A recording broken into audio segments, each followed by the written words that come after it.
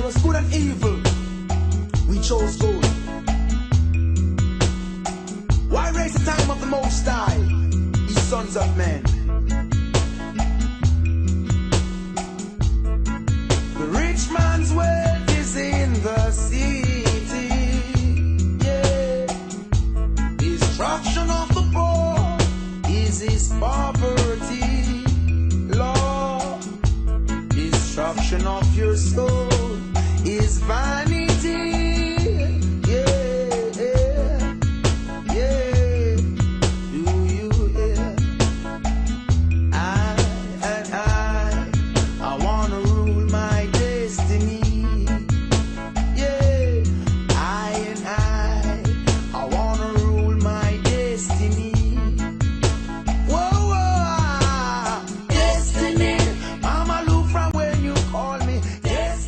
We have another call waiting. Hello. Could I? Hello. Go ahead. What's your question, please? My question concerns, you blame it on the white man on how we came over and take your land. I don't understand when the Japanese are coming over and they're buying it, and that's okay. I don't see what this is about the Haoles coming over. You come over to our country and buy up our land too. It works both ways. I don't see how you can have this rallies and everything against the white man. This is America, Let me just say something to this call. This is not America. This is Polynesia. Our country was stolen. That's one of your problems. You're ignorant, woefully ignorant. I am very active against Japanese ownership of our land. I have testified repeatedly at various commissions and at the legislature in opposition to any foreigner owning Hawaiian land. But you, caller, need to learn about Hawaiian history and about where you are. And that attitude that you have is the same attitude that Joey Carter has. You think you are in America. You are not in America. You are in a colony that is in Polynesia that was forcibly taken, just as, I might add, all of Eastern Europe was forcibly taken by the Soviet Union, which Americans think is a very, very bad place. The bad, bad Soviet Union. Well, the bad, bad United States of America took Puerto Rico, it took Alaska, it stole Indian land, it took Hawaii, it took Guam, it took Micronesia, Palau, and you had better learn that history because you are the recipient of an imperialist tradition. It's 1794. For the last 4 years, Kamehameha has been building his great fleet and amassing muskets through trade with Western ships. With his power ascendant, he now faces not just the king of Maui, but an alliance of all the other islands.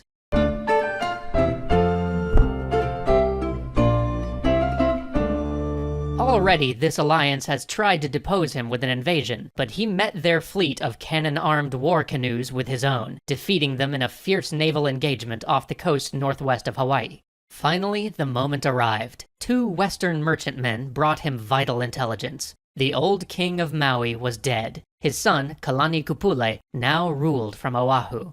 This was the same man that Kamehameha had defeated in his first attempt to conquer Maui, and now his position was even less secure. His forces were reduced from warring with his relatives, and he feared Kamehameha's naval power so much that he'd boarded the 2 Western vessels and tried unsuccessfully to impress them into his own fleet. The time was right. Kamehameha made for Maui and Molokai, securing both islands in a series of brutal amphibious assaults before moving on to the enemy's base on Oahu. 600 war canoes bore down on Oahu's south shore, their sails rigged in the Western style that could travel upwind.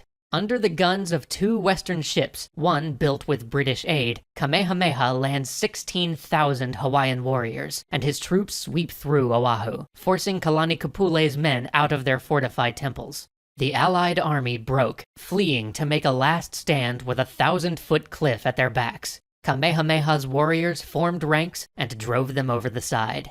With the conquest of Oahu complete, Kamehameha now ruled all the islands apart from Kauai and Niihau. During the 16th century, Lanoi Kamakakahiki, a Hawaiian alii, and Kamalalawalu, an alii of the Maui, had numerous battles for possession of each other's island. It is said of the penultimate of these battles, when the Maui attacked the Hawaii, the numbers of warriors was so vast that as the first of the Maui war canoes were landing on Hawaii, the last of their canoes were just leaving Maui. Lanoi Kamakakahiki had become enraged with Kamalalawalu during the course of this battle. The invading Maui had captured his leading general, gouged his eyes out, and then had spears run through his eye sockets. Lanoi Kamakakahiki vowed a bloody revenge. When Lanoi Kamakakahiki's army vanquished the Maui, he took Kamalalawalu over to the Keaku Heiau and sacrificed him alive to celebrate the great victory. The method of sacrifice was slow and graphic. Kamalalawalu was staked to the ground for several days, then taken to a nearby flat rock and butchered. The body was then towed to sea and fed to the sharks. Some versions of the folktale have Kamalalawalu impaled on a pole for several days before being butchered on the flat rock.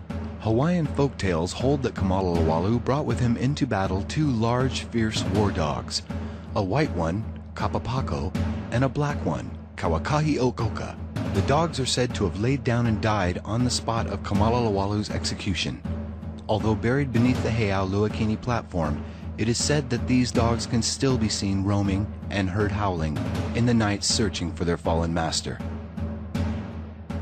By the way, this past advantage, which is often assumed to continue with the white man, actually goes all the way back to the beginning. The American Indians who were here first, right, had a huge advantage. We presume that they owned the whole country. Now, by the way, let's pause for a moment. How do you get to own a country? If you have Cain and Abel is a shepherd and Cain is a farmer, and Cain says, okay, I'm not going to put a fence around the whole world. I own it, because I'm the only guy here. You're a shepherd. And my descendants will now inherit the earth, and anybody who shows up is a usurper. Rousseau says that the first guy who puts up a fence and claims he owns something is a con man. So the American Indians came. They happened to be first. They came in a bunch of tribes. The Navajos who got the land took it from the Hopi or the Pueblo. Their law of the jungle was conquest. That's how they got the land. There's a big fight about the Black Hills that I cover in the film. The Sioux who got the Black Hills took it from the Cheyenne.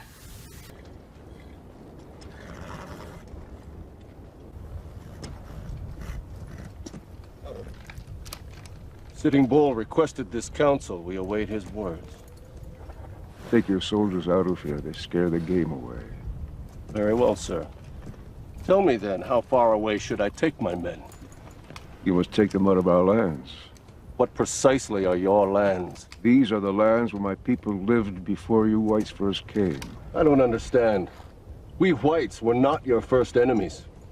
Why don't you demand back the land in Minnesota where the Chippewa and others forced you from years before? The Black Hills are sacred land given to my people by Wakantonka. Very convenient to cloak your claims in spiritualism. And what would you say to the Mormons and others who believe that their God has given to them Indian lands in the West? I would say they should listen to Wakantonka.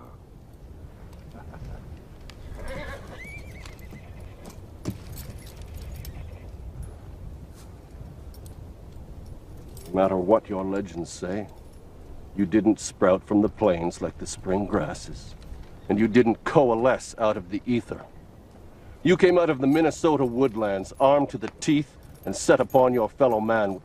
You massacred the Kiowa, the Omaha, the Ponca, the Oto, and the Pawnee without mercy. And yet you claim the Black Hills as a private preserve bequeathed to you by the Great Spirit. And who gave us the guns and powder to kill our enemies? And who traded weapons to the Chippewa and others who drove us from our home? Chief Sitting Bull, the proposition that you were a peaceable people before the appearance of the white man is the most fanciful legend of all. You were killing each other for hundreds of moons before the first white stepped foot on this continent. You conquered those tribes, lusting for their game and their lands, just as we have now conquered you for no less noble a cause. This is your story of my people. This is the truth, not legend.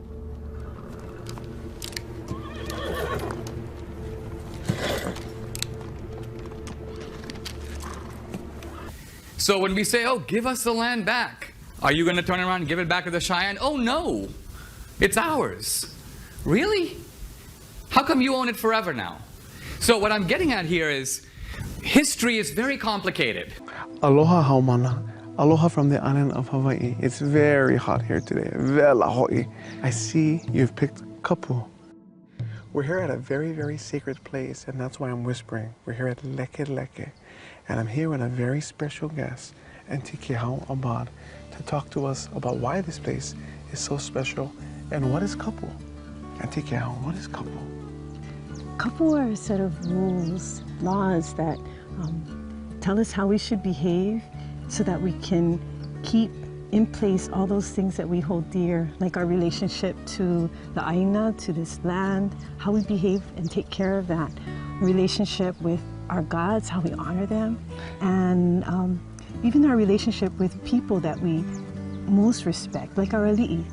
And why is this place so special and sacred? Because when I look around, look over here, boys and girls, when I look around, I see a lava field and a lot of rocks, but I know there's more of a story there. So what is that story? When Kamehameha the Great died, there were two sets of chiefs, one that was led by Kekuo Kaleni, and they believed that these kapu, these rules that had been in place for generations and generations, over 1,000 years, they should remain in place.